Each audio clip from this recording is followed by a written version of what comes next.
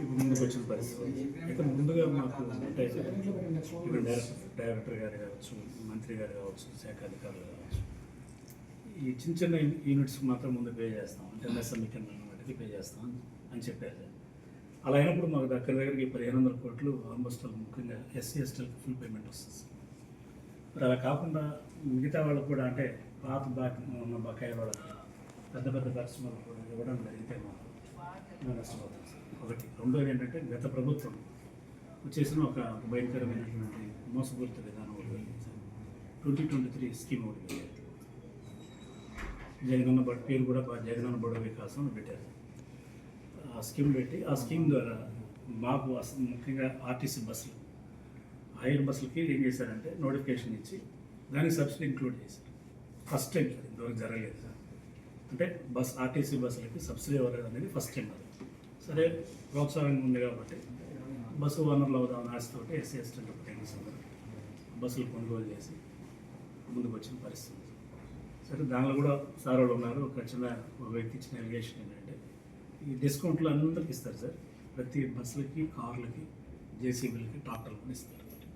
టిప్పర్లకి అందరికి డిస్కౌంట్ ఇవ్వడం. అయితే వాళ్ళు మాకు కంపెనీ వాళ్ళ డీలర్స్ ఏదైతే ఇన్వాయిస్ ఇచ్చారో ఆ ఇన్వాయిస్ని మేము బ్యాంకుకి పెట్టాం సార్.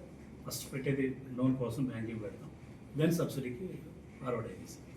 సార్ దానిలో ఈ రైట్ చేసి మేము ఏదో తిన్నామనేసి ఎక్కువ పెట్టారనేది ఒక వ్యక్తి ఏదో కంప్లైంట్ ఇచ్చాం. సో దట్ దానివల్ల చాలా కాలం అప్లోడ్స్ అన్నీ కూడా పక్కన పెట్టిన పరిస్థితి సెటిల్ అవుట్ చేసేది. మేము అనేది ఏంటంటే అన్ని యూనిట్స్కి ఇచ్చినప్పుడు దోషులుగా ఆర్టీసీ బస్సులో ఉన్నాయి కొనుగోలు చేసిన వాళ్ళు ఇబ్బంది పెట్టడం అనేది కాదని తెలియాలి సార్. అర్థం చేసుకున్నారు సార్ వాళ్ళందరూ. దాని పరిష్కారం మేమేమంటాడు, ఇప్పుడు ప్రభుత్వాన్ని సర్వీస్ చేస్తున్న ఏకైక సెక్టర్ సి సెక్టర్ ఆర్టీసీ బస్సులు సార్. ఈ ఆర్టీసీ బస్సుల ద్వారా ప్రభుత్వానికి ₹1,00,000 ఆదాయం వస్తుంది. మా వల్ల ఒక బస్కి 25,000 లాభం వస్తే ఆర్టీసీకి మాకు వచ్చే 4,500 sir per day rent. So ఇది కాకుండా మాకు చాలా ఓవర్లోడ్ బర్డన్స్ ఉన్నాయి, ఆయిల్ రాని విషయాలు ఉన్నాయి. అంటే అవన్నీ లోపల విషయాలు సార్, మేము దాని గురించి ఏం మాట్లాడలేదు. దానివల్ల చాలా నష్టపోయాం. దానికోసం ఇల్లు తాగట్టు పెట్టారు, బంగారం తాగట్టు పెట్టుకున్నారు, మెయింటెనెన్స్ కోసం సార్, రన్నింగ్ క్యాపిటల్ కోసం. మెయిన్ ఏంటంటే సబ్సిడీ వస్తుంది అని ఆశతోటే వచ్చింది. దాంట్లో ఈ సబ్సిడీ సపోర్ట్ చేస్తుంది. నష్టపోయినా కూడా మాకు దానిలో కొంత మేము దీనిలో కలుపుకొని చేసుకోవచ్చు అనే ఉద్దేశం అందరికీ.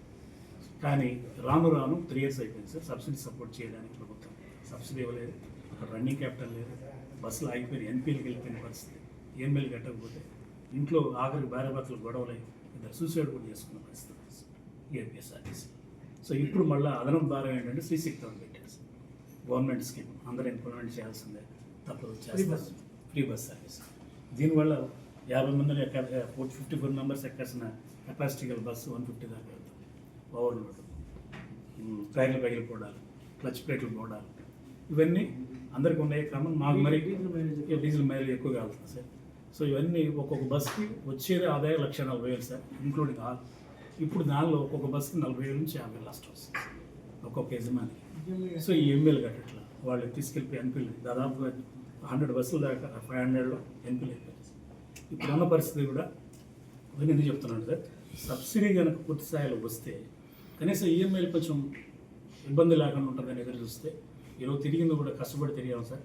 అందరం కలిపి మేము ముందు ఆర్టీసీ బస్సులో తిరిగాం, మా మీద నిందన తీసివేయడానికి తిరిగాం, తర్వాత సబ్సిడీస్ కోసం తిరిగాం, ప్రభుత్వంకి మేము ఆదాయం తెస్తూ ఉన్నాం. ఈరోజు శ్రీశక్తి వల్ల ఇంకా నష్టపోతూ ఉన్నాం. ఇంత దయనీయమైన స్థితిలో ఉన్న మాకు పూర్తి స్థాయిలో కనుక సబ్సిడీస్ ఇవ్వకపోతే మా పరిస్థితి రోడ్డు ఎక్కడ ఎందుకంటే వేరేం లేదు. నిస్సహాయ స్థితిలో మాట్లాడుతున్న పరిస్థితి సార్ అందరికీ కూడా. ఇది ఈ బస్సులు కనుక తిప్పలేకపోతే అటు ఆర్టీసీ కూడా నష్టమే. అటు ఆర్టీసీ ఎండీ అధికారులు కూడా చెప్పడం జరిగింది సార్ మా పరిస్థితి ఇది. ముఖ్యమంత్రి సార్ మీరు కూడా చెప్పండి అంటే వాళ్ళు కూడా రికమెండ్ చేశారు సార్ కాస్త కూస్తూ. ఎందుకంటే ఇప్పుడు మాకు వీళ్ళు సర్వీస్ చేస్తున్నారు, బస్సులు అయిపోతే మాకు కూడా ఇబ్బంది. స్కీమ్ కూడా ప్రభుత్వ స్కీమ్ అది. సో ఇవన్నీ వాళ్ళు కూడా చెప్పడం జరిగింది. మేము కొత్తగా వచ్చిన అధికారిగా రాక ఇచ్చారు, ఎవరికి ఇచ్చారు. ఇప్పుడు మాకు కనుక మొత్తం కలిపి 80 crores మాత్రం ఉంది సార్. అది ఇవ్వాల్సిందంతా కూడా ఇది గవర్నమెంట్ సర్వీస్ చేస్తున్న మాకు ప్రయారిటీ ఇవ్వండి. ఎందుకంటే ఇంకోటి సార్, దీనిలో బస్సులు ఆపకుండా ఆపామనుకుంటే ముందుకు వెళ్దానేమో ఈ మెయింటెనెన్స్లో నష్టం వస్తుంది సార్. రన్నింగ్ దీనిలో ఆపు కూర్చుంటే రోజు 3,000 రూపాయలు ఫైన్ వేస్తారు సార్.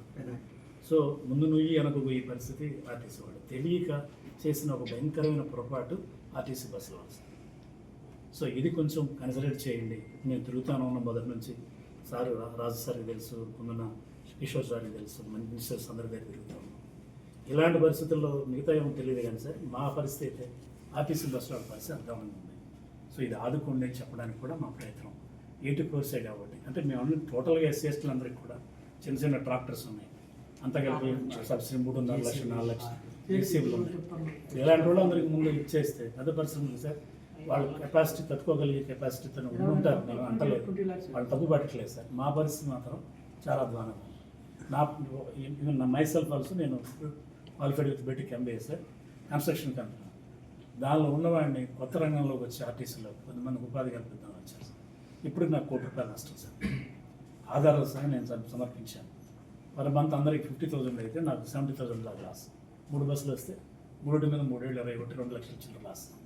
ఈ 3 ఇయర్స్లో మల్టిప్లై చేస్తే వచ్చిన డబ్బు కాకుండా మెయింటెనెన్స్ కాస్ట్ అంత కలిపి ₹1 మిలియన్.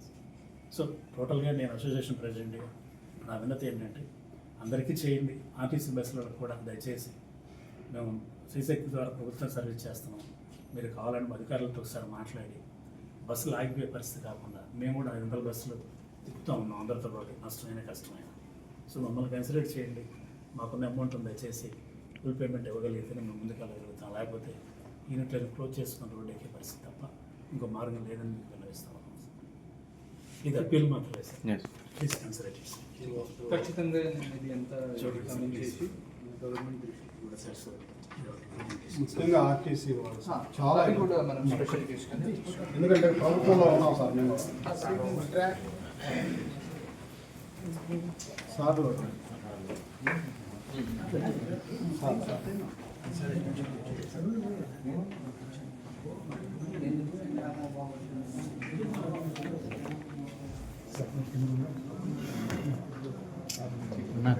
Last time